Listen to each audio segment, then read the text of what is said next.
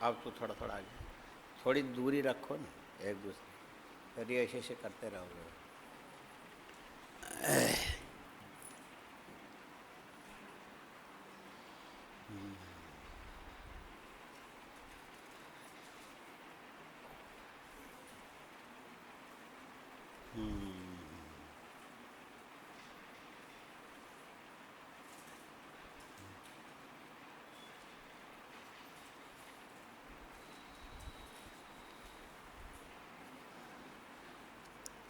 हय वंश बताया था, है ना।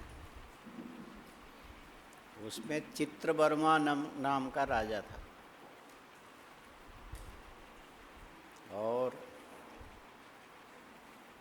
उसका पुत्र था दृढ़धन्वा।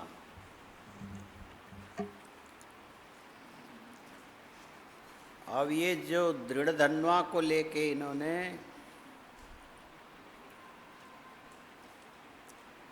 तीन अध्याय पूरा भर दिया। हाँ? राजा कैसा था, उसके सेना सब बताया।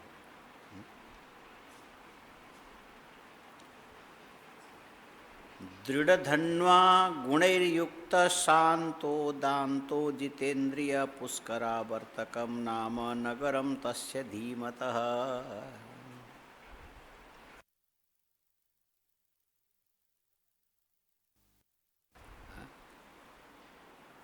गुणैर्युक्त, बड़ा गुणवान था। सुन के पेट भर जाएगा, लेकिन ये पूरा नहीं होगा, इतना वर्णन किया, बहुत ज़्यादा बताया। गुणैर्युक्त, और गुणों से क्या लोगे? गुण दोनों प्रकार के होते हैं। उपद्रव भी तो गुण ही है, नहीं है? उपद्रव क्या है? ये भी गुण है। सब लोग थोड़ी कर सकते हैं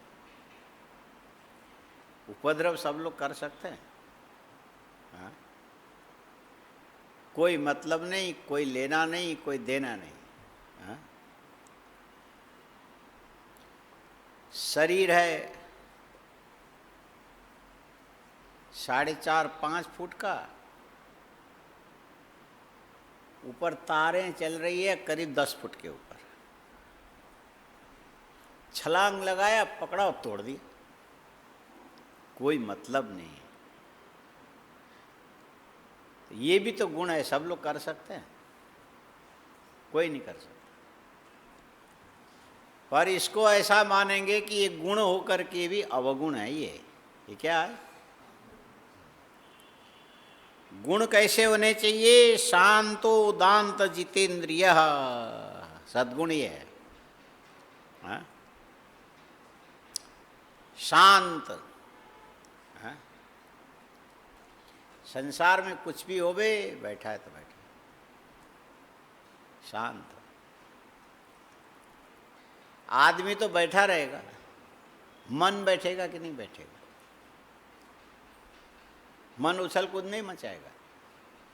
कौन आया, कौन गया, क्या बोला, क्या खाया, क्या पहना। तो मन के अंदर की प्रवृत्ति को भी अंदर से नियंत्रित करने वाले को दांत बोलते हैं। बहिरिंद्रिय निग्रह करने वाले को शांत बोलते हैं, अंतर इंद्रिय निग्रह करने वाले को दांत बोलते हैं। हाँ? कैसा होना चाहिए? बहिरिंद्रियों ने बैठे बैठे उसका नियंत्रण करके शांति से बैठे। और मन में कई प्रकार के संकल्प आवे तो उसको आते ही तत्काल उसको वही नियंत्रित कर देवे, ये दांत है। शांतो दांतो जितेंद्रिय। फिर भी कई बार ऐसा होता है कि मन जो है ना इंद्रियों को प्रभावित करता है। मन क्या करेगा? इंद्रियों को प्रभावित करेगा।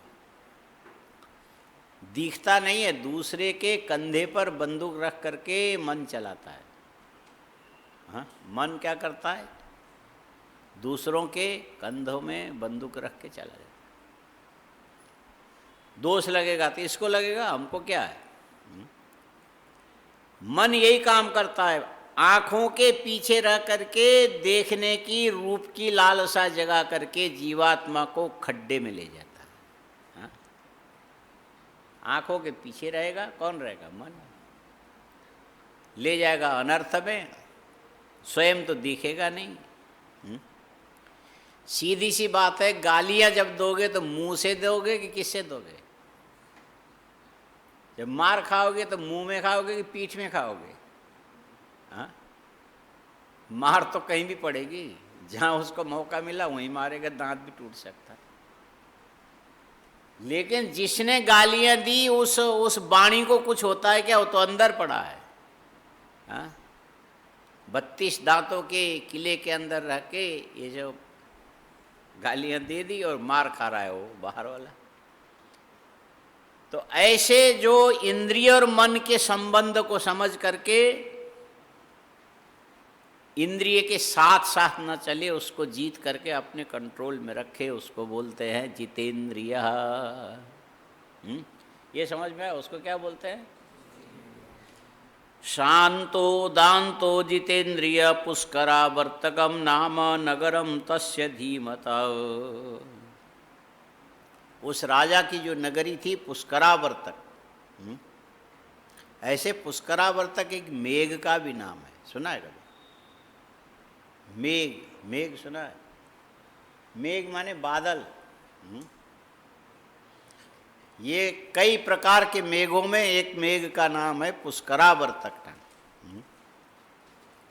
ये इंद्र के बस में रहता है।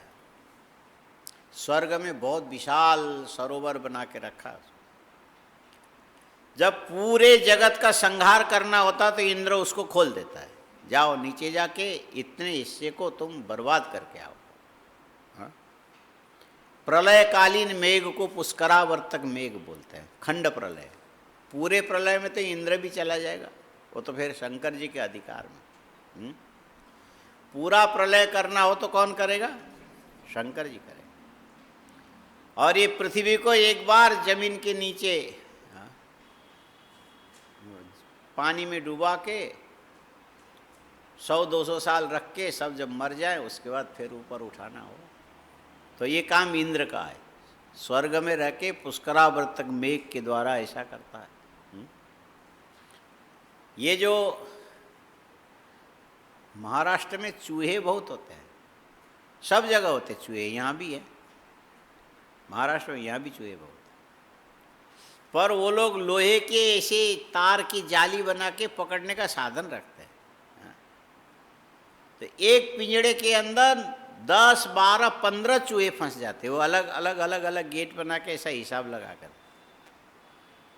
वो माई हमने नासिक में देखा था, बारिश के समय 15-20 चूहे से भरा हुआ वो पिंजड़ा लेकर के बाहर आई। मैंने कहा ये खोलेगी तो चारों ओर घूमेंगे चूहे, क्या करती है देख। और नासिक त्र्यंबकेश्वर में बहुत ज़्यादा बारिश होती है। हाँ?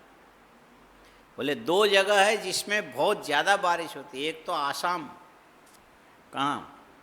चेरापल्ली, और दूसरा महाराष्ट्र में इगतपुरी, और उसके पास में ही पड़ता है ये कौन? त्र्यंबकेश्वर। वहाँ भी बहुत बारिश। हमने 2-2 चातुर्मास देखा, भयंकर जब बारिश होती तो वहाँ इकट्ठा नहीं होता, निकल जाता है नदी में, गोदावरी से चल रहे, कम बारिश नहीं होती। तो भयंकर बारिश के बीच में वो माई 9-10 चूहे को ऐसा पिंजड़े में लेकर के बाहर आ गए। हमको मन में कुतूहल हो गया, ये क्या करेगी। तो एक जगह एक कुंड जैसा बना हुआ था, हाँ? कमर तक पानी था, वहाँ ले जाके उसने पिंजड़े को नीचे दबा दिया। हाँ? खाली 5 मिनट, फिर निकाला, सारे चूहे मरे हुए निकले। आया समझ में? और फिर बाद में ले जाके जो कचरे की पेटी है ना, जहाँ डस्ट, वहाँ खोल खोल के सारे चूहे गिरा दिए।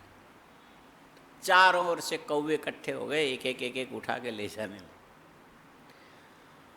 और ये जो आदमी भी यदि चूहों के समान ही ऐसे उपद्रव करने लगे तो फिर देवराज इंद्र पुष्करावर्तक नाम के मेघ को प्रेरित करता है और पूरी पृथ्वी को डुबा के 100 साल तक कोई जिंदा न रहने पाए, फिर धो के पृथ्वी को ऊपर लाता है। उस मेघ का नाम है पुष्करावर्तक। हाँ, माने खंड प्रलय मचाने वाले मेघ को बोलते हैं पुष्करावर्तक नाम का मेघ। और ये राजा जहाँ शासन करता था उस नगरी का भी नाम था पुष्करावर्तकम। तस्य धीमत रूपवान गुणवान धन्वी श्रीमान प्रकृति सुंदर धार्मिक सत्यवादी च सत्यसंध समशुचि। आदमी में कितने सद्गुण होने चाहिए ये सब बताया, पूरा एक अध्याय तो इसी में मार दिया व्यास जी ने। पूरा एक अध्याय मार दिया। दूसरे अध्याय में ले गए, उनकी पत्नी कैसी थी उस पे ले गए, और तीसरे अध्याय में फिर एक बार पता नहीं कुछ ऐसा हो गया, उसके दिमाग में कुछ वो आ गया। इस ढंग से ये 2-3 अध्याय ऐसे जाते हैं। सुन सकते हो तो हम बता दें, नहीं तो बड़ा मुश्किल काम है। हाँ? फिर भी देख लो जितना हो सकता है। अब इस राजा की विशेषता बताने लगे, रूपवान। हाँ? कई लोग गुणवान होते हैं लेकिन रूपवान नहीं होते हैं, और कई लोग रूपवान होते हैं लेकिन गुणों का नाम निशाना नहीं। हाँ? कई लोग रूपवान होते हैं, गुण नहीं होते। और ये राजा में दोनों ही था, गुणवान भी था, रूपवान भी था। बहुत से लोग गुणवान भी होते हैं, रूपवान भी होते हैं, लेकिन उनके अंदर पराक्रमशीलता नहीं होती है। डरे रहेंगे, पर्दे के पीछे कोने में बैठ के दोने में खाने वाले, ये धन्वी बोले। और इतने सब होने से भगवान ने उसको लक्ष्मी भी गजब दिया था। श्रीमान प्रकृति सुंदर, कहीं भी चले जिसकी उसके ऊपर दृष्टि पड़े वही आंख बड़ी बड़ी कर, अरे ऐसा भी आदमी, ऐसा रूप वाला था। हाँ? प्रकृति सुंदर, धार। और ये सारी चीजें आने पर फिर आदमी उद्धत हो जाता है। उद्धत समझ में आया? उद्धत शब्द है, बोलो क्या शब्द? उद्धत बोलो, अभी समझ में नहीं आया होगा, लिखो उद्धत। इसको अलग अलग करो, उत लिखो पहले, उत। क्या लिखोगे? उत लिखो। उसके बाद फिर वो जो संधि से उसमें लिखते हैं ना, धन, धन चिन्ह दे दो। फिर आगे हत, हत, हाथ से हत बना, हाथ से हत बना। ऊपर उठा हुआ हाथ उसको बोलते हैं उद्धत। उत, हस्त मिला करके कुछ शब्द को कम करके शब्द बनाए उद्धत।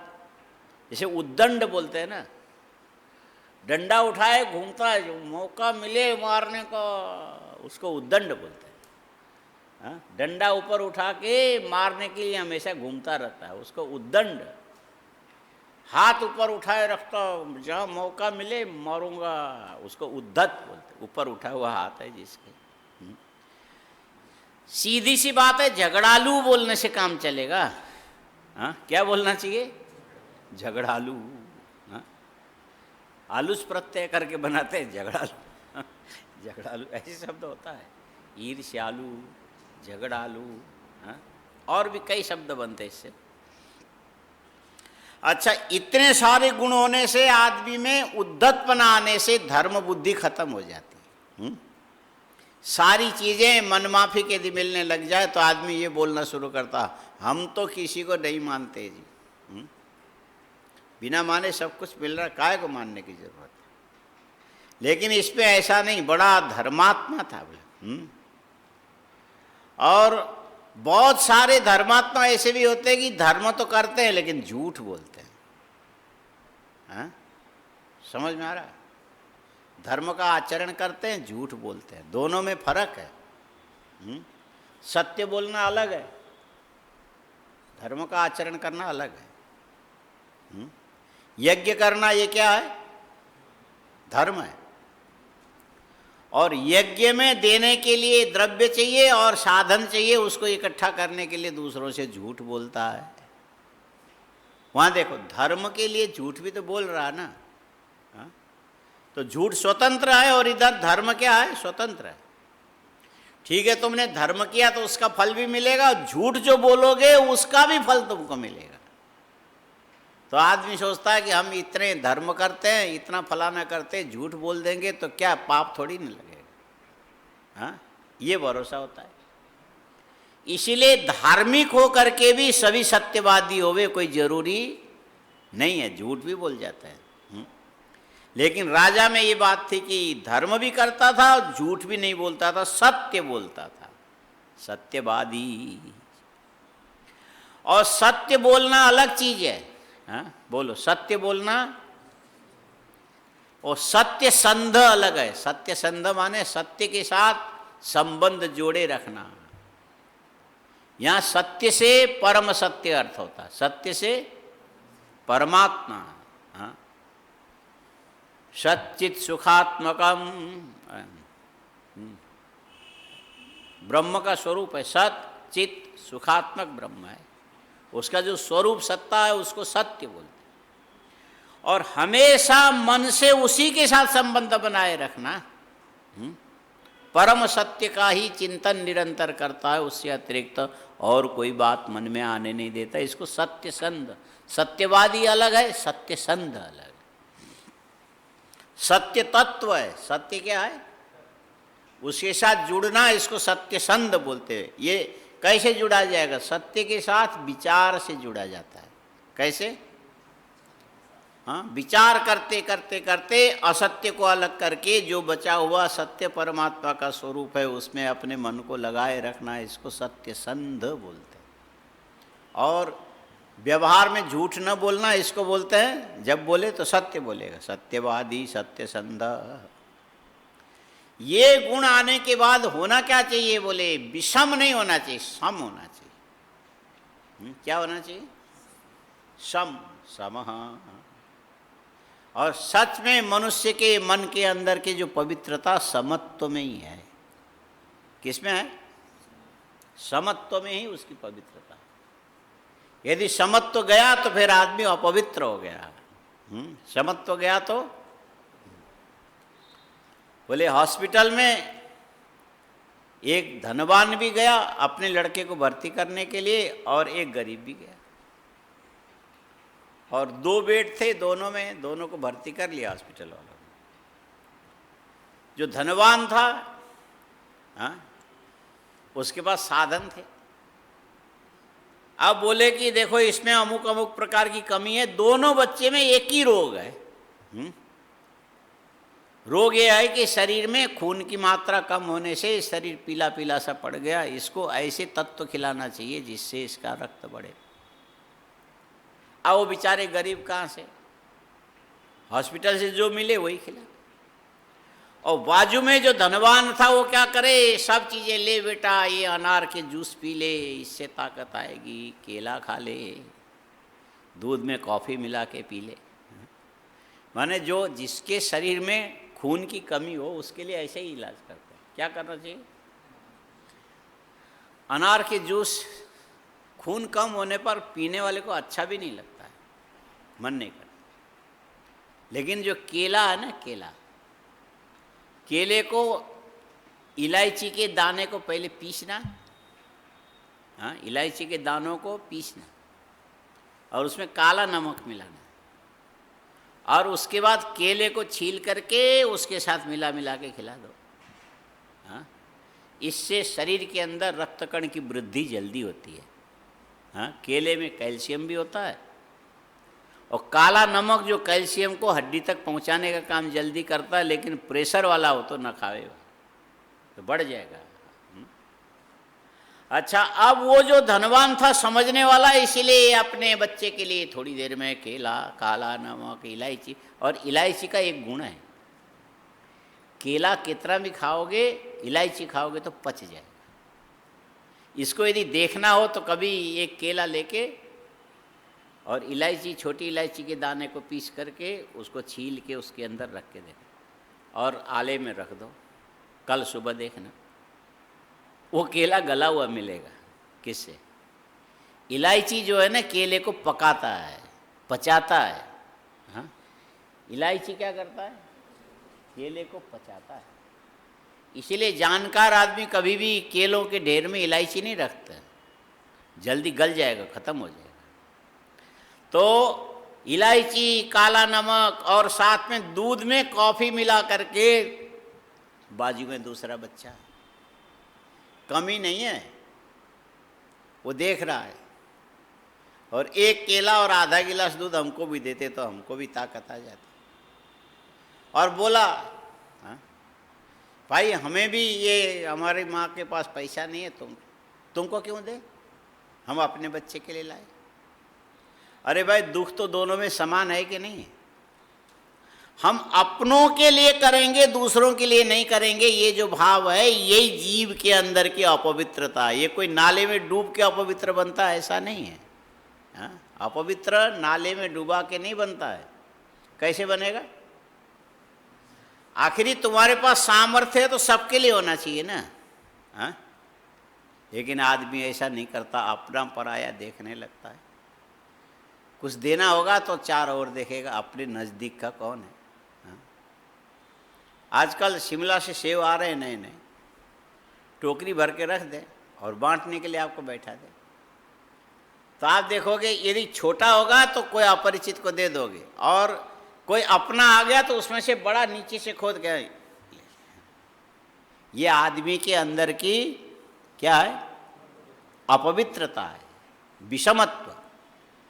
बोले ये जो समत्व जो है तुम्हारे मन में पवित्रता लाता है। इसीलिए राजा दृढ़धन्वा के अंदर ये भी गुण था, समभाव, सबके ऊपर एक ही जैसा है।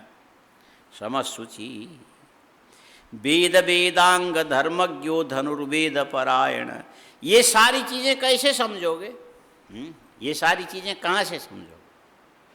ये शास्त्र का अध्ययन करोगे तो मालूम पड़ेगा, वैसे नहीं मालूम पड़ता है। हाँ, ये सारे गुण आते हैं शास्त्र के अध्ययन से आते हैं, अपने आप नहीं आते हैं। हाँ? मोबाइल लेके बैठे रहोगे चोरी से, हाँ? और प्रबंधकों को कह दो कि हमारे पास मोबाइल नहीं है, और छिपा के रखोगे नीचे पेटी में, रखते हो नहीं सब। हाँ? एक आदमी सिर हिला रहा है और नहीं हिला रहा। पुरुषोत्तम मास है, झूठ बोलोगे ये तो बड़ा एकदम तत्काल फल देने वाला महीना। हाँ? झूठ बोलोगे तो कल मुंह टेढ़ा भी हो जाएगा। हाँ? ये महीना ऐसा ही है, थोड़ा से बिगड़ गया तो खराब हो जाएगा, और बन गया तो बहुत अच्छा हो जाएगा। हाँ? आया समझ में? नहीं, ये विचित्र, झूठ भी कई जगह तो तत्काल काम करता है। हाँ? झूठ जो है ना तत्काल काम करता है। हम पीछे पता नहीं कौन से महीने में बनारस गए थे, 8-9 महात्मा भी थे, विद्यार्थी भी 30-40 थे, काफ़ी पिछले साल की हो, उसके पहले साल। तो वहाँ कोई एक विकृति आ गई थी लोगों, तो उसको ठीक करने की मैं कोशिश कर रहा था। इतने में एक हमने सोचा है पूछे तो क्या मामला। एक साधु को हमने देखा, सीधा साधा, उसको बुला के पूछा ये विवाद कैसे उठा, ये किसी का प्रायोजित जैसा लग रहा है, आप बता सकते हो? चुप हो गया, इधर देखे उधर। बोले हम नहीं जानते। पक्का? सच बोलना। ये कोई किसके प्रायोजित है हमको नहीं मालूम, पर प्रायोजित जरूर है। वो जानता जरूर था। हाँ? महात्मा जी सच बोल रहे हो? सच बोल रहे हो, ठीक है, अच्छा आप जाओ। वो दूसरे दिन बड़े महाराज जी के वो तिथि के निमित्त से वो भंडारा था। वो जो नीचे का हॉल था अभी पूरा बना नहीं था, बिजली तार फिटिंग हुए नहीं थे। उन्होंने कहा कहीं से तार जोड़ करके बाहर से पंखा ला के लगा दो, लोग गर्मी में। तो आगे आगे गए तो क्या किया पता नहीं, किसी पंखे को जो जो स्टैंड वाला नहीं आता, हाथ से पकड़ा और करंट लगा, बड़े जोर से आवाज करके वहाँ धड़ाम से गिरा। हमको पता लगा इसको करंट लग गया, फिर तार खींच लिया। ऐसा ऐसा ऐसा ऐसा, मरा नहीं।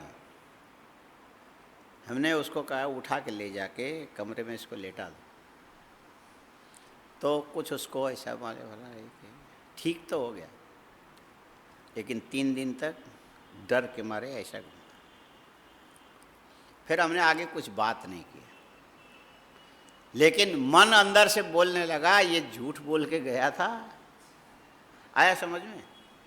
ये झूठ बोल के नीचे उतरा था। हम झूठ बोलेंगे इस बुद्धू को क्या पता लगेगा? ठीक है हम बुद्धू हैं भाई, हमको पता नहीं लगता।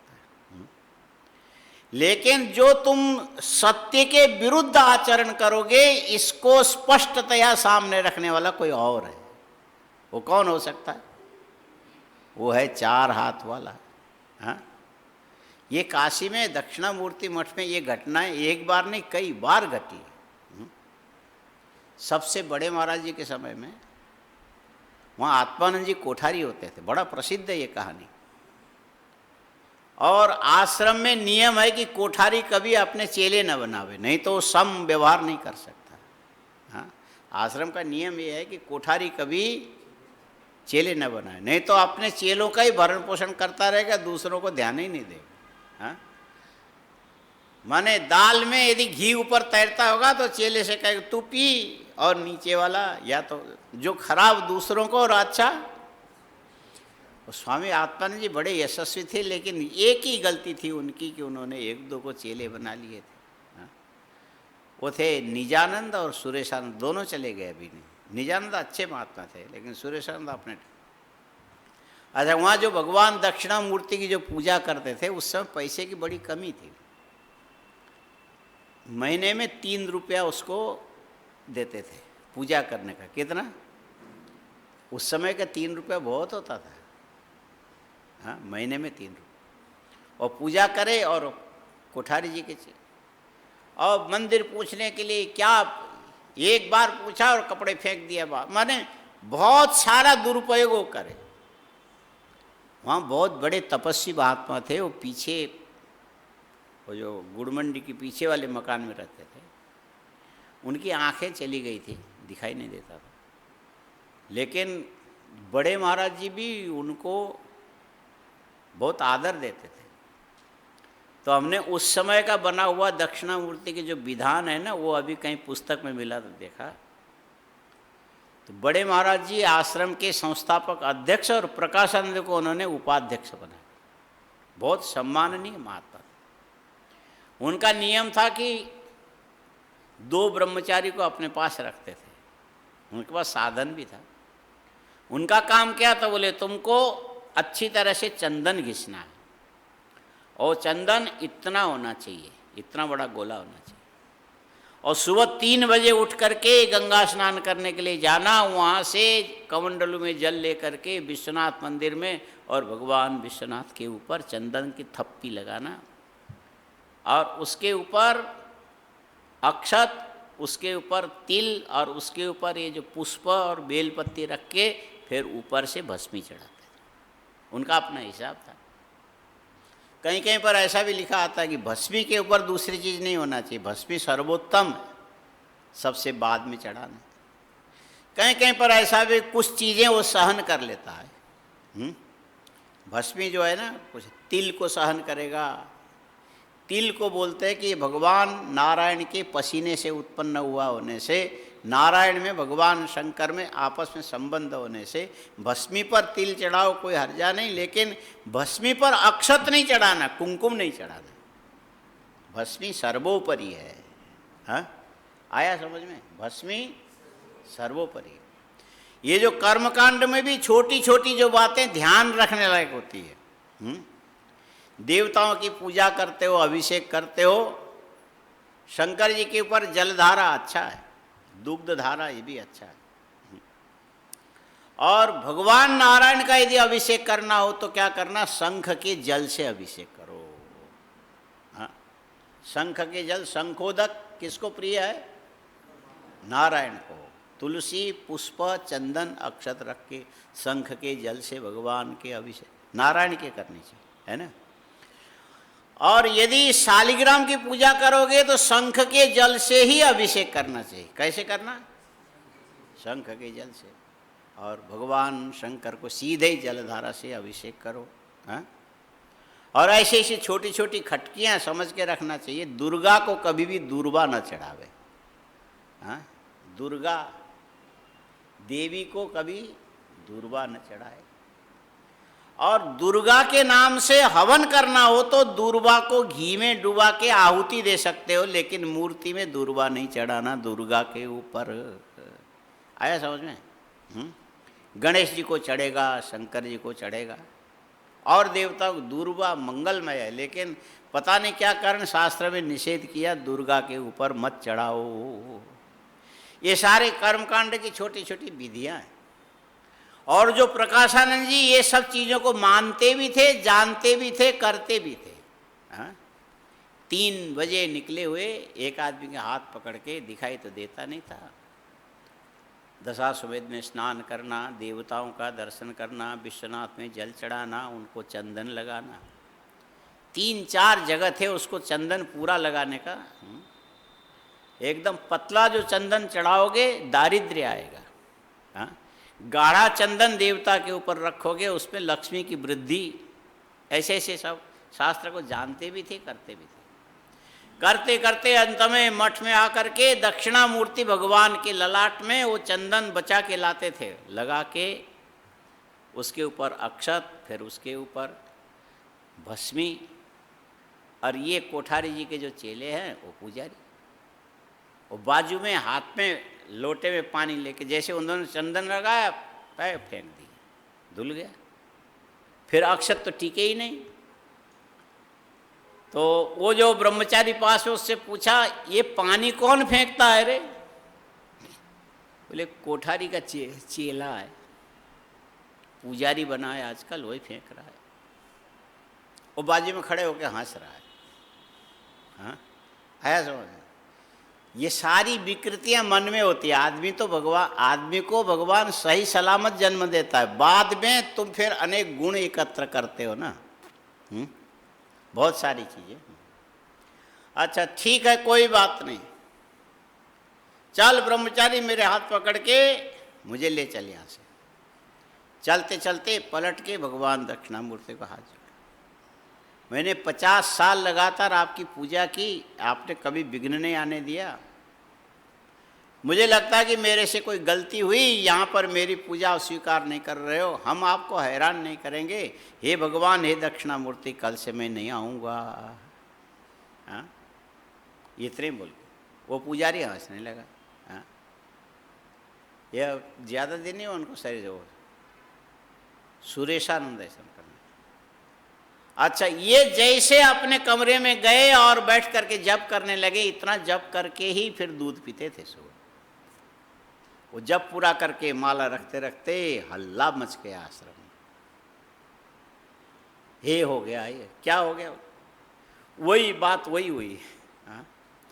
वो जो टेबल फैन है ना, उसको क्या क्या कर रहे हैं, वो बिजली का करंट लग गया, चिपक गया पूरा, और ये एक हाथ पूरा ही चला गया। मरे तो नहीं एक, इसलिए जीवन भर उनका हाथ ऐसा ही ऐसे, इससे इधर भी नहीं होता था, इधर भी नहीं होता। उसी हाथ से तो पानी फेंका था, हाँ, भगवान दक्षिणामूर्ति को। तो ये इसको बोलते हैं महद अतिक्रम रूपी अपराध। इसका नाम क्या है? हाँ, इसको लिखो, महद अतिक्रमापराध।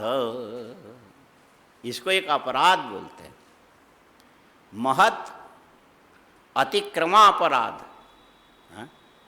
ये जो जीव के द्वारा महान व्यक्ति के अतिक्रम माने उनके अवमानना के जो अपराध हो जाता है, महद अतिक्रमापराध इसको बोलते हैं। महद अतिक्रमापराध क्या बोलोगे? ठीक से बोल। महत माने महान, अतिक्रम माने उनकी मर्यादा का उल्लंघन करने का जो अपराध कोई करे उसका दंड भगवान देता है। उसका दंड कौन देगा? भगवान देता है। हमें तैयार नहीं होना चाहिए कि हम दंड देंगे। तुम क्या दे सकते हो? तुम एक मच्छर मारोगे, मक्खी मारोगे, जो करेंगे सामर्थ्यशाली भगवान करेंगे। उसको पता है कि इसके कर्म के अनुरूप हम इस ढंग से फल देंगे। इसमें भगवान कठोर होते हैं। यदि दीन होगा तो भगवान उसके ऊपर कृपा करेंगे, यदि ऐसा उद्धत होगा तो उस पर दंड भी देते हैं। महद अतिक्रम कभी होना नहीं चाहिए। अच्छे गुणों में ये भी एक गुण है। क्या है? महान व्यक्तियों का अपराध कभी नहीं करना चाहिए, उनका अतिक्रमण नहीं करना चाहिए। कितने भी जोश हो, कितने भी हो, लेकिन ये काम मत करना। क्या नहीं करोगे? महद अतिक्रम कभी नहीं करना चाहिए। महद अतिक्रम। ऐसे काशी में बड़े बड़े तपस्वी थे पहले, जिनके आँखों से आँख मिलाना किसी के बस की बात नहीं थी। ऐसे ऐसे पंडित भी थे पहले। बड़े महाराज जी का तो शौक था, सब पंडितों को थे। उसमें राजराजेश्वर शास्त्री, बड़े बड़े विद्वान धुरंधर, उनकी ओर आँख से आँख नहीं मिला सकते थे। यदि कुछ बोल दिया तो जाके चरण में गिर जाते थे। सब डरते थे। उनके प्रतिभाशाली एक शिष्य ने एक बार उनकी बात काट दी थी। उन्होंने ऐसा देख करके, ठीक है, मेरे ख्याल से तुम्हारी आयु पूरी हो गई लगता है, और निकल के गए और एक्सीडेंट हो गया। इतने बड़े विद्वान मर गए तत्काल। आया समझ में? कुछ लोग ऐसे भी होते हैं। इसको महद अतिक्रम बोलते। क्या बोलते हैं? तो यहाँ पर व्यक्ति के गुणों के अंदर ये भी लिखा है, धार्मिक सत्यवादी च सत्यसंध सम, माने समदृष्टि रख। समत तो पवित्रता है। ये सारी चीजें तुमको ज्ञान कहाँ से होगा? जब शास्त्र का निरंतर अध्ययन करोगे तब ज्ञान होगा। है हमने पढ़ लिया सब कुछ नहीं होता इससे। क्या पढ़ लिया तुमने? शास्त्र अगाध पूरा समुद्र है, आर पार नहीं लगने वाला। और तुम्हारे बुद्धि में जगह भी इतनी होती कि कल्पों तक अध्ययन करते रहोगे तो भी जगह खाली रहेगी, और कुछ आ सकता है, और कुछ आ सकता है। वेद वेदांग धर्मज्ञो धनुर्वेद परा। ये जो दृढ़ धन्वा कैसा था, वेदों को भी और वेदांगों को भी अच्छी तरह से जानने वाला, माने निरंतर अध्ययन में मन लगाने वाला। अर्थ क्या निकला? पूरा एक दिन भी ऐसा नहीं जाना चाहिए कि हमने कुछ नया नहीं सीखा और ऐसे दिन निकल गए। वो दिन तुम्हारे दुर्भाग्य के दिन है। कौन से? जिस दिन तुमने कोई नई अच्छी बात नहीं सीखी, ऐसे निकल गया, तो समझ लेना चाहिए कि ये तुम्हारे जीवन का महान दुर्भाग्य है। धनुर्वेद परायण सुनिर्जिता षड्वर्ग शत्रुसंग विदारण। बोले इसने जीत लिया था। किसको जीता? बोले 6 प्रकार के शत्रु को जीता। ये 6 प्रकार के शत्रु क्या है? काम, क्रोध, लोभ, मोह, मद, मात्सर्य। इसको षड्वर्ग बोलते हैं। यही बड़े शत्रु हैं। कौन है? काम, क्रोध, लोभ, मोह, मद, मात्सर्य। इसको षड्वर्ग बोलते हैं, जिसको जीत लिया था। शत्रु संग विदारण। और ये जो 6 वर्ग को जीतने के चलते राज्य में विरोध करने वाले जो शत्रु हैं, वो भी इसके सामने टिकते नहीं थे। काम को जीतोगे, क्रोध को जीतोगे, लोभ को जीतोगे, मोह को जीतोगे, मद को जीतोगे, मात्सर्य को जीतोगे, फिर संसार के स्थूल शत्रु तुम्हारे सामने टिक नहीं सकते। जैसे वो महात्मा जी की बात है, जिसने ये जो चंदन चढ़ाते ही पानी से धो डाला, वो यदि चाहते तेरा उसको निकलवा भी सकते थे। उनका अधिकार था पूरा। आश्रम में बड़ा वर्चस्व था। बड़े महाराज जी को हरिद्वार से ले जाके दक्षिणामूर्ति में प्रतिष्ठित करने वाले ही वही थे। लेकिन उन्होंने कुछ नहीं, ठीक है ये दक्षिणामूर्ति, आप यदि ऐसा ठीक नहीं मानते हो तो मैं चला जाऊँ। आया समझ में? तो कोई शत्रु उसके सामने नहीं टिकेगा जिसके अंदर 6 प्रकार के शत्रु पराजित करने की क्षमता विद्यमान है। काम, क्रोध, लोभ, मोह, मद, मात्सर्य को जिसने जीता, और उसको कोई जीत नहीं सकता। शत्रु संग विदारण वक्त्रमा लावण्य निर्धूत स्फुरद राकेश मंडल। इतने गुण होने से राजा दृढ़धन्व के चेहरे में भी इस संतोष से कांति बढ़ती है। हाँ, क्या होती है? संतोष से चेहरे में कांति बढ़ती, और असंतोष होगा तो फिर धीरे धीरे चेहरा काला पड़ता चला जाएगा, झुर्रियाँ पड़ती, और जैसे जैसे उम्र होती जाती कई चीज़ असंतोष बढ़ता जाता ना, फिर आदमी का चेहरे ये संतुष्ट था, इसीलिए चंद्रमा के समान इसके चेहरे की कांति लगातार बनी हुई रहती थी। राकेश मंडल यदीय करकोदंड टंकार भय पीड़िता रसातलम प्रयात्यध्या त्रास निर्जर वैरिण।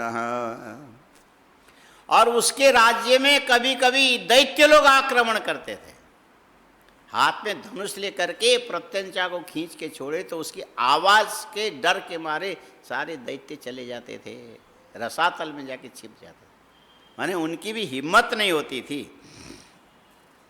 कराल करबालम यद बाहुदंडोपलालितम यम दृष्टा वैरिण सर्वे भ्रांता वै विरमंति च। जब हाथ में चमकता हुआ तलवार लेकर के नचाने लगे, इसके सारे जितने भी शत्रु थे ये लड़ाई छोड़ करके उसी को देख के एकदम मूक होकर बैठे। ये भी एक कला है, साधारण नहीं है। यन्नाम श्रुति मात्रेण विघ्ना यद्वद भवार्णवात् पलायन्ते दिशा सर्वा शत्रवो नात्र संशय।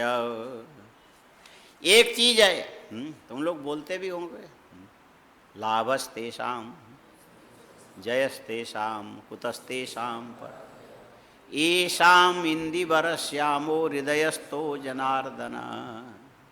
इसका मतलब जानते हो? उसी को लाभ मिलता है, वही संसार में जयी होता है। पराजय का कभी उसको मुख देखना नहीं पड़ेगा। वो है कौन? जिसके हृदय में भगवान नारायण की आकृति बैठती है, माने नारायण का ध्यान करता है। शाम इंदिवर श्यामो हृदयस्थो जनार्दन। और इस ढंग का रहा, इसीलिए इसके सब कुछ सारे विघ्न सोचते ही सब खत्म हो जाते, जो सोचे पूरा हो जाए। यद यशस्त्रवणम कृत्वा लीयन्ते शत्रवः पुरी। माने जिसके यश को सुनने मात्र से इसके शत्रु जो थे सब सो जाते थे, कोने में छिप जाते थे।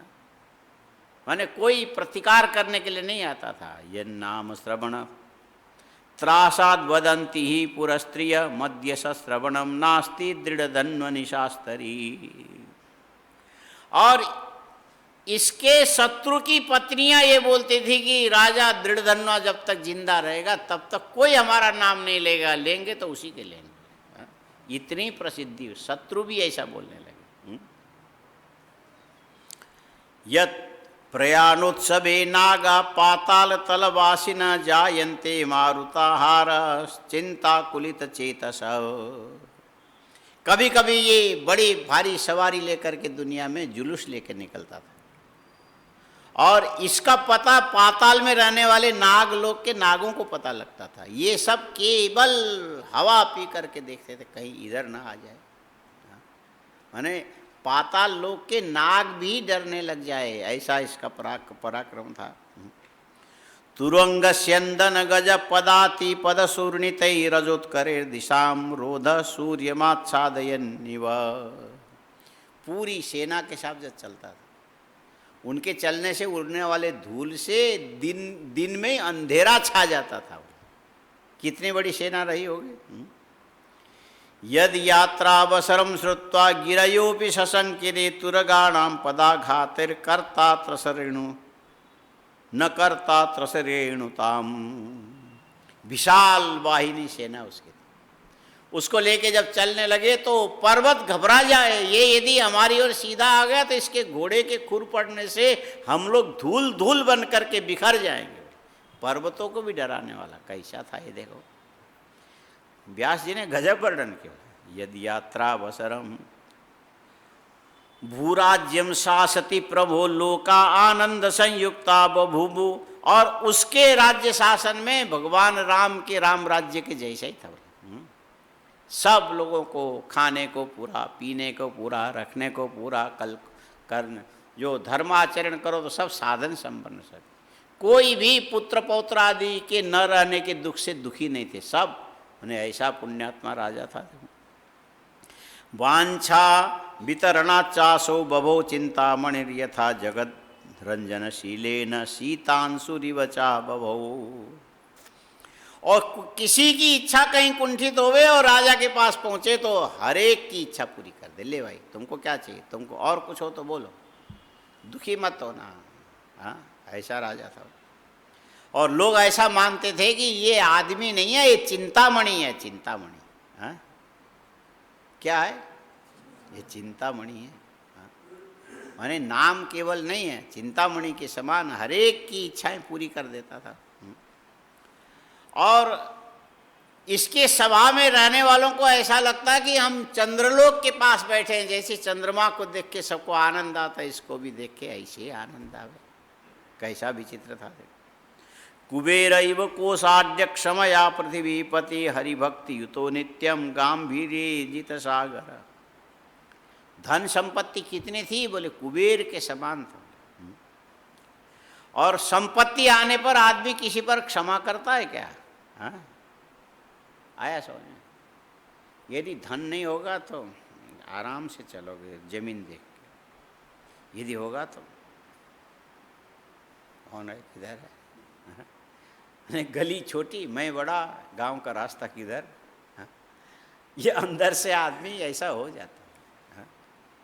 इसको बड़ा विचित्र ये हिंदी के कवि ने लिखा है। कनक कनक ते 100 गुना, ये भी लिख लो। कनक कनक ते 100 गुना मादकताधिकाए। कनक कनक ते 100 गुना मादकताधिकाए। लिखा क्या लिखा? कनक कनक ते 100 गुना मादकताधिकाए। लिखा एक खाय बहुराय एक पाय बहुराय। कनक शब्द का अर्थ होता है सोना, धन। कनक माने सोना और धन। दूसरा कनक शब्द का अर्थ होता है धतूरा। तो ये पहले कनक शब्द का अर्थ है धतूरा। धतूरे से सोने में 100 गुना ज्यादा नशा है। पैसे में, रुपए में धतूरे से कितना है? 100 गुना ज्यादा नशा है। कनक कनक ते 100 गुना। मादकता माने नशाशील। और धतूरे को खाने से नशा आएगा। हाँ, धतूरे को खाने से खाली नशा ही नहीं आता, आदमी एकदम बौरा जाता है। हाँ? दीवार में टक्कर मारेगा, तोड़ेगा, फोड़ेगा, जो मिले उसके बाल नोचेगा, कपड़ा कुछ भी करेगा।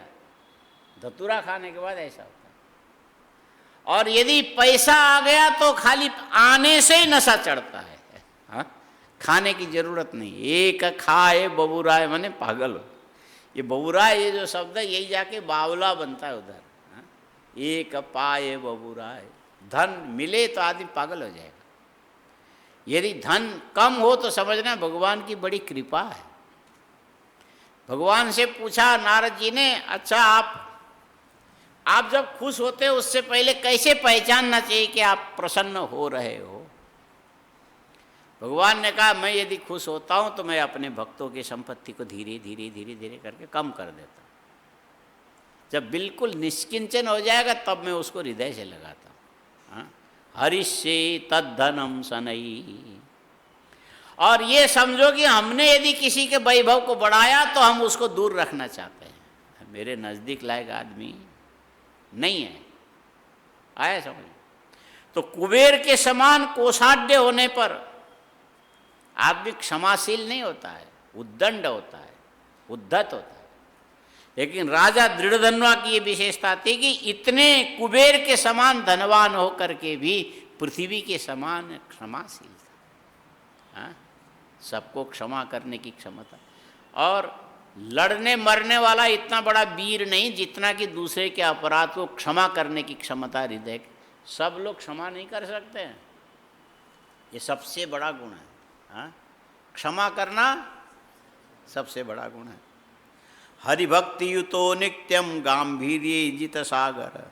बोले दृढ़धन्वा कैसा, निरंतर जब भी उसको मौका मिले मन के अंदर तो भगवान की भक्ति बनी रहती थी। प्रेम किससे करे तो भगवान से होने वाले प्रेम को हरिभक्ति बोलते हैं। क्या बोलते हैं? हरिभक्ति। हरिभक्ति युतो नित्यम गांभीर्ये जित सागर। और गंभीर इतना था, ये जो सुन, उसको उठा दो, वो तुम्हारे पीछे जो लड़का है, ये उठ तो थोड़ा दूर अकेले में बैठ, तो किसी के पीठ पीछे बैठ करके उपद्रव मचा, थोड़ा और इधर आ जाए, सामने दूर रहो, थोड़ा सुधर जाए तो अच्छा। अच्छा, हरिभक्ति युतो नित्यम गांभीर्ये जित सागर। भगवान की भक्ति में सदा लीन रहने वाला। गंभीरता में कैसा था तो बोले सागर के समान, सागर को गंभीर माना गया। दंड धारण सामर्थ्ये क्रोधे चैव यमोपमा पितामह सम साम्ये तेजस्वी हव्यवाडिव। जब अपराधी पर दंड देने लगे तो यमराज जैसा दिखता था। हाँ? अपराधी को क्षमा नहीं करना चाहिए, दीन पर क्षमा करना चाहिए। और क्रोध जब करने लगे शत्रुओं के ऊपर तो यमराज के समान दिखता था। हाँ? यमोपमा पितामह सम साम्ये। और दंड दे दिया, और दंड पाने के बाद आदमी सुधर गया तो फिर उसके बाद पुत्र में और उस सुधरे हुए आदमी में एक ही जैसे व्यवहार। अब तो ठीक हो गया ना, सुधर गया, अब उस पर काहे को भाई मनुष्य मन में रखना। माने किसी से विद्वेष करोगे तो उसके अंदर के दुर्गुणों को हटाने के लिए, यदि हट गया तो फिर उसको तुम हृदय से लगा सकते हो। ये संसार की विशेषता है। बोले तेजस्वी, इतनी सब चीजें होने के बाद भगवान की ऐसी कृपा थी, तेजस्वियों में अग्नि के समान संतप्त लगता था ऐसे। अनुल्लंघ्यो गिरिव स्थैर्ये च हिमवानिव। और उसके गुणों को पार कोई नहीं पा सकता था। हाँ? विशाल ऊंचे सुमेरु पर्वत के समान, और स्थिरता में हिमालय के समान। अडिग हो, जो विचार किया तो किया, इसमें इधर उधर नहीं होने वाला। कौशिकेन सम शौर्ये दृढ़त्वे मेरुना सम। बोले सूरवीरता के अंदर नाम किसका आता? बोले कौशिक का आता है। कौशिक माने विश्वामित्र। विश्वामित्र बड़े सूरवीर थे, क्षत्रिय से ब्राह्मण बन गए। हाँ? और जीवन में पुरुषार्थ भी इतना किया कि सारे पृथ्वी के राजा बने, कोई उनके सामने आंख उठा के नहीं देखता।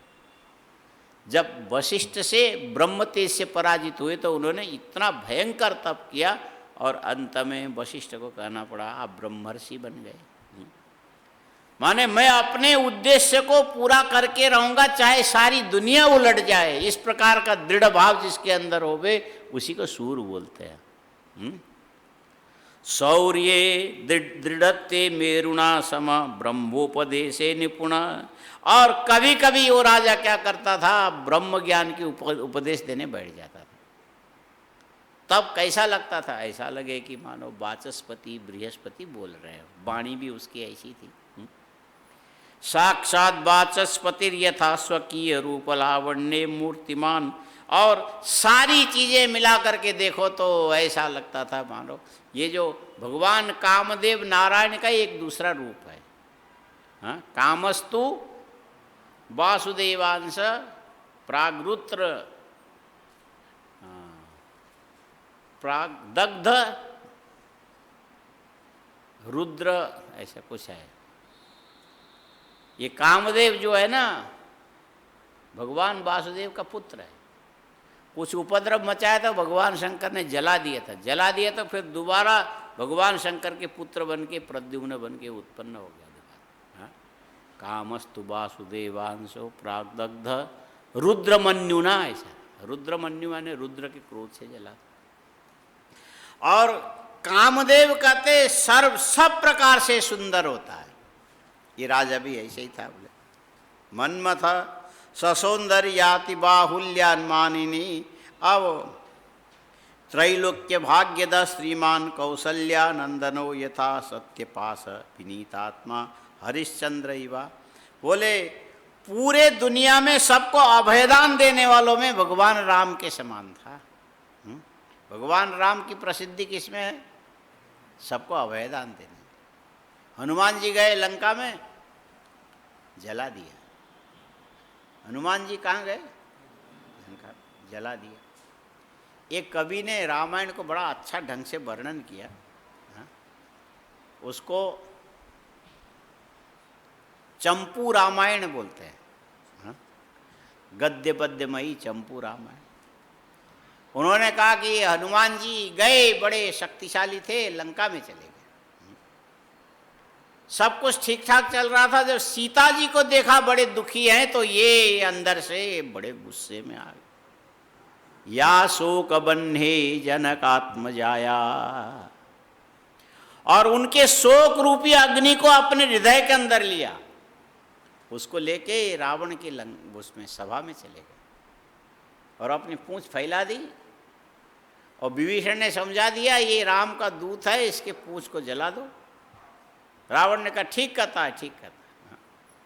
सारे नगर के जितने भी पुराने नए कपड़े थे सब हनुमान जी के पूंछ में लपेटे गए।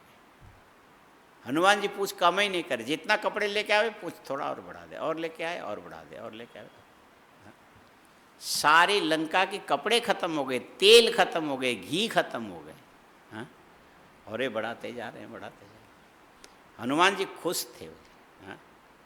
ठीक है भाई, इसीलिए हनुमान जी को तेल चढ़ाते हैं ना, सुना है? हनुमान जी को और सिंदूर और तेल लगाते हैं, उनको अच्छा लगता है। तो ये हनुमान जी ने फिर जब आग लगाया तो निकले बाहर। बोले जिसने जिसने मेरी पूजा में मदद की हम उसको फल जरूर देंगे। हाँ? जो जो कपड़ा लेके आया अपने घर से, तेल लेके आया, हनुमान जी उसी उसी के घर को जलाने लगे। हाँ? किए गए कर्म का फल तो मिलेगा ना। या शोक बन्हे, बोले तुम लोग बड़े खुश हो और जानकी यहाँ आके दुखी हो रही, उसी के शोक रूपी अग्नि से सारा लंका जला। और सोने की लंका धूं धूं करके जलने लगी तो सारा सोना पिघल के जमीन में आके ढेर लग गया। अच्छा सवाल है कि पूरी लंका विभीषण के घर को छोड़ करके जला दिया हनुमान जी ने, फिर बाद में राम जी ने आके क्या किया होगा, ये सवाल कोई नहीं करता। ये रामायण तो हम लोग 9 दिन लेकर के बैठते हैं, वैसे जय वरना पाठ उठ करके। पहले तो पाठ खुद करते थे लोग, आजकल तो कुछ 9 दिन का कुछ पैसा दे के एक को बुलाते हैं। अब तो कोरोना में वो भी नहीं आएंगे। हाँ? और क्या पाठ किया क्या नहीं, बस वो करके ढोलक बजाने से मज़ा आता, तो उसमें लोग बीच में आके थोड़ा आरती में ढोलक वोलक बजाते। ये गतानुगति को लोक न लोको पारमार्थिक, असली काम क्या करना चाहिए, इससे किसी को लेना देना। हाँ? प्राय करके आदमी क्या कहते हैं, चल रहा था चल रहा है, ठीक है।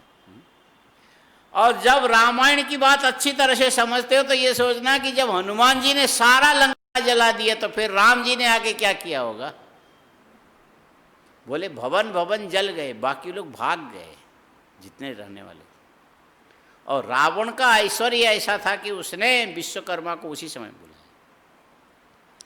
ये लंका जला के जो गया, उसके राम तक पहुंचने से पहले इस लंका को जैसे पहले था उससे भी अच्छा बना दो, नहीं तो तेरा सत्यानाश पहले करूंगा फिर राम को देखो। डर के मारे विश्वकर्मा ने एक रात के अंदर लंका को पहले से भी बढ़िया बना दिए। बड़ी बड़ी अट्टालिकाएं सब यथावत बना दिए। और भगवान राम के पास हनुमान जी पहुंचे। जैसे हनुमान जी पहुंचे उसके बाद विभीषण को लात मारा। किसने? रावण ने लात मारा। दुष्ट कहीं का, मेरे राज्य में रह के तू राम के गुणगान करता है, तेरा भला हो जाए। पूरी सभा में छाती में लात मार के निकाल के भगाया। और विभीषण गए तो उनके साथ साथ 4 दूत भी छोड़ दिया। पता लगा वो वहां जाके क्या करता है। जब भगवान राम के सामने आकाश में ये 5 खड़े हो गए, एक विभीषण और 4 रावण के दूत। विभीषण ने कहा, हे भगवान, हे राम, मैं आपके शरण में आया हूं। भाई ने लात मार के भगा दिया। और राम जी की सेना में बड़ी बात होने लगी। राक्षस के यहाँ से आया, भेद लेने के लिए आया, सीआईडी की। अरे चीन वाले जब सारे प्रधानमंत्री तक के सीआईडी गिरी कर रहे, ये इसीलिए आया। पूछा भगवान ने क्या करना चाहिए। हनुमान को छोड़ के सब ने कहा कि इसको पकड़ना चाहिए, मारना चाहिए, इसकी धज्जियां माने वो क्या बोलते हैं, बखिया उधेड़ना चाहिए।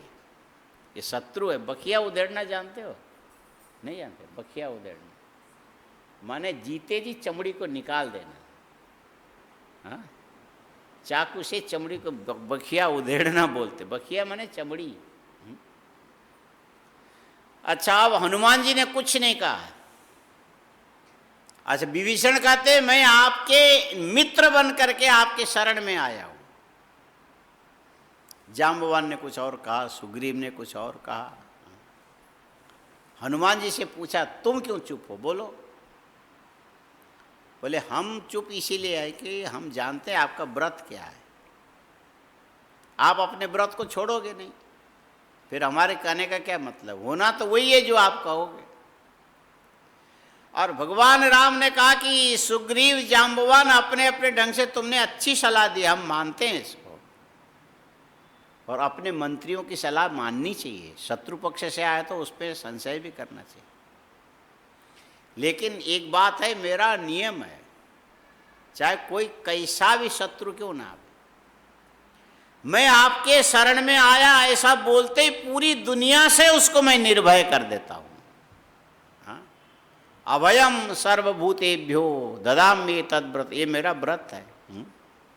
खाली एक बार गलती से भी बोल दे, हे राम मैं तुम्हारे शरण में, इतने ही कहने मात्र से पूरी दुनिया से मैं उसको निर्भय कर देता हूं। अब ये आया रावण का भाई होने से मैं कैसे त्याग सकता हूं।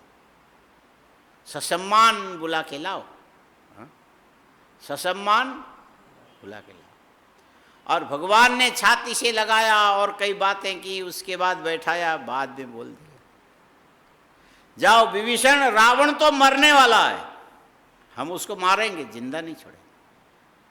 और तुम मेरे शरण में आए हो तो रावण के बाद लंका के तुम राजा, लाओ लक्ष्मण पानी लाओ वहां से, सब अभी इसका राज्याभिषेक कर दे, राज तिलक कर। रावण के जीते जी भगवान राम ने विभीषण का राज तिलक कर दिया।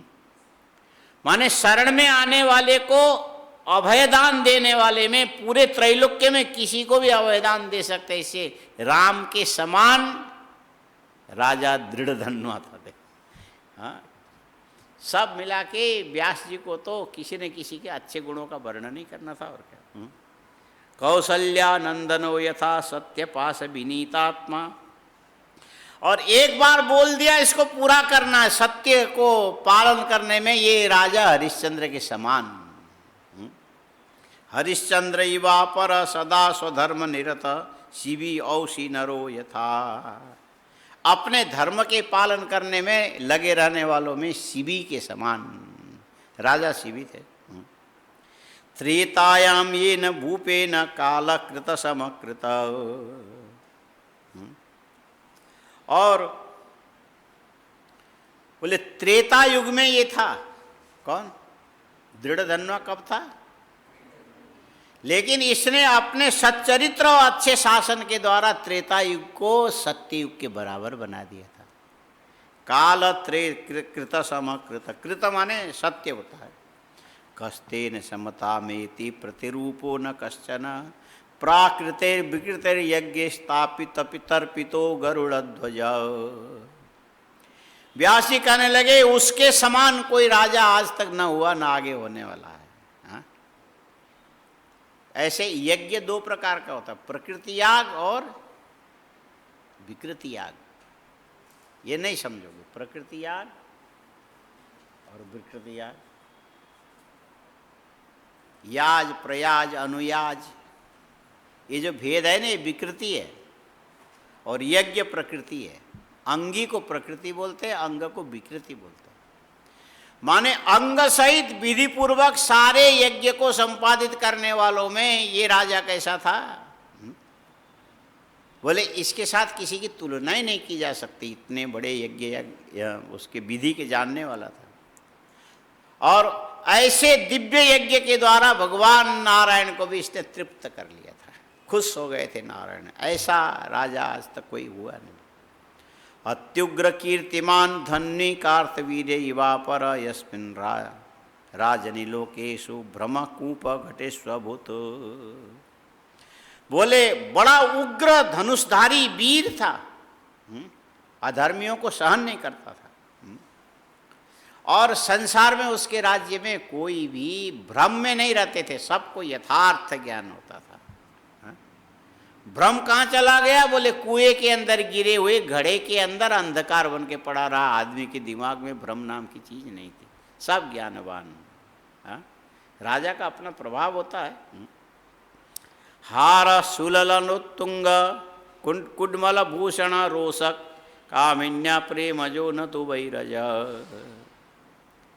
बोले राजा के राज्य में कोई यदि दुश्मनी पूर्वक किसी को दुर्वाच्य बोलता था तो ये जो कामिनी अपने प्रिय व्यक्ति के साथ विश्वास में आकर के कभी कभी दुर्वाच्य है, तुम तो ऐसे ही हो, वो प्रेम से बोल सकते थे, लेकिन वैरभाव से कोई किसी को दुर्वाच्य नहीं बोल सकता था। ऐसा विचित्र वातावरण बना दिया।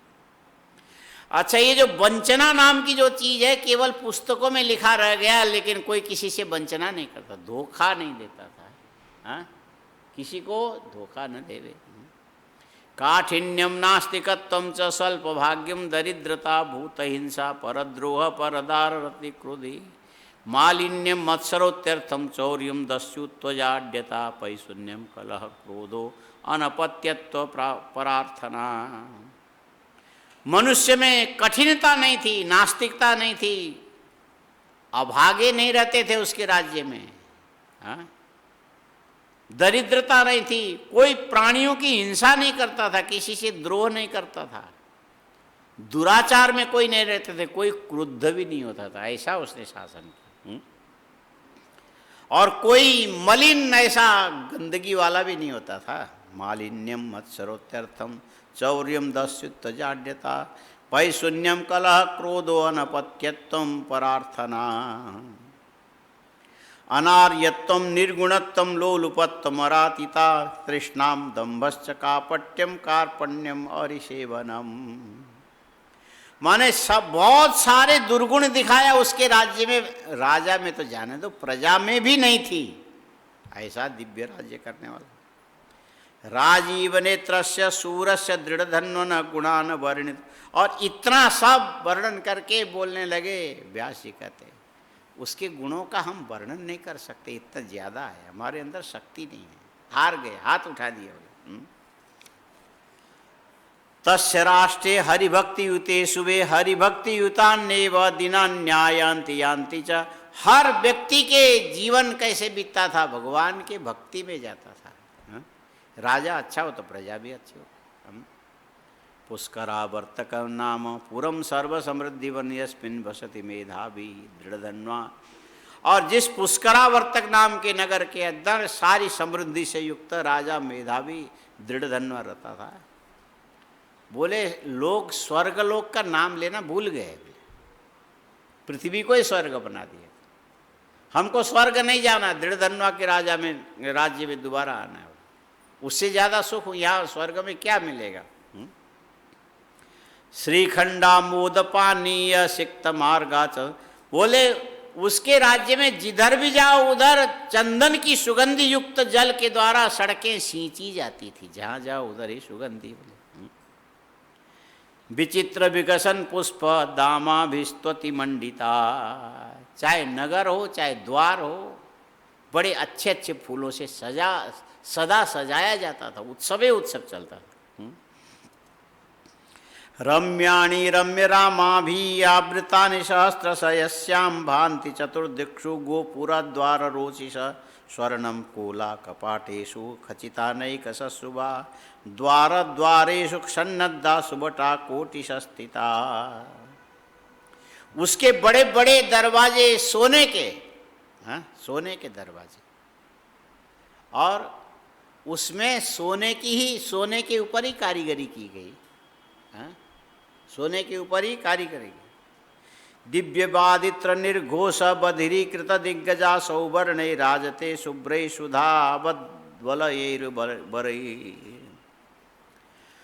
वैदूर्यकृत सोपानैर्नाना मणिभिरो गणोचितै वज्रनद्ध कपाटांगै इंद्रनीलशतभ्रदै स्फाटिकटालकूलैश्च, माने हीरे, नीलम, माणिक्य, मोती आदि, ये जो बड़े बड़े सोने के दरवाजे में जड़ जड़ के सजाया जाता था, कोई हिसाब ही नहीं कितना वैभव उसके अंदर था।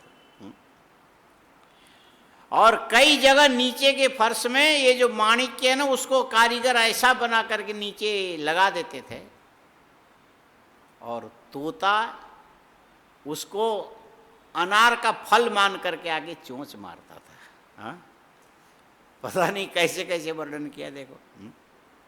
नैक श्रृंगाटकै शुभ्रै शिखरे, और कहीं कहीं पर ये जो फर्श के अंदर, हाँ कौन बज रहा है, फर्श के अंदर वो सोने में मरकत मणि को ऐसा सजाया जाता था, देखने से बिल्ली के आंख और बिल्ली के मुंह दिखाई पड़ते थे, उसके डर के मारे वहां फर्श में चूहे नहीं घूमते थे। कैसा कैसा वर्णन किया, देखो। प्रमदाभिर्वृतिर्वीर कोटियूथपभूषिते सुर नारी तिरस्कार विभ्रमाभिरहर्निशम, इस ढंग से राज्य करता था। ये बहुत ज्यादा वर्णन है इसमें, और भी कई चीजें हैं। न नाम नारायण दास वर्य मृते कदाचित न शिरस्तदीयम, जब देखो तब हृदय में भगवान की भक्ति होने से सिर झुका ही रहता था, भगवान नारायण का स्मरण करके नमस्कार। शुश्रावसीता पति विचित्र गाथाम व्यालोकितो नेत्र युगेन विष्णु, कान से उसने भगवान नारायण के, सीता जी के, राम के चरित्र सुना, आंखों से मंदिर में भगवान की आकृति का दर्शन किया, और सिर उन भगवान के चरण में झुकाया। किम वर्ण्यते वीरवरस्य शीलम किम वर्णते तद्भजनम मुरारे यदि सौंदर्य विचार काले शेन्द्रा सुधा चित्रगता इवास। स्वर्ग में जब उसके सारी व्यवस्था के चित्रण करने लगते थे तो अमृतपान से पहले देवराज इंद्र ऐसे ही सुनते थे, ऐसे लगे कि कोई चित्र में बनाया हुआ इंद्र का फोटो है, सब कुछ भूल जाते थे। इति श्री पुरुषोत्तम पुराणे पुरुषोत्तम महात्म्ये दृढ़धन्योपाख्याने राजधानी वर्णनम नाम नवमो, ये 9वां अध्याय हो। अच्छा, आगे 10वें अध्याय में थोड़े राजा के साथ में रानी का भी वर्णन करेंगे। अच्छा, ये कहाँ जा करके पूरा होगा? 11वें अध्याय में जा करके फिर इसको थोड़ी सी चिंता आने, वो फिर कल देखेंगे। हाँ, ये भी गजब गजब की चीज़ें बताई, सुनना चाहिए। ओम पूर्णमदः पूर्णमिदं पूर्णात् पूर्णमुदच्यते पूर्णस्य पूर्णमादाय पूर्णमेवावशिष्यते। ओम शांति ही शांति। शंकरं शंकराचार्यं केशवं सूत्रभाष्यकृतौ वंदे भगवन्तौ ईश्वरो गुरुरात्मेति मूर्तिभेदविभाग व्योमवद्व्याप्तदेहाय दक्षिणामूर्तये। ओम शांति ही शांति। ओम नमः पार्वती।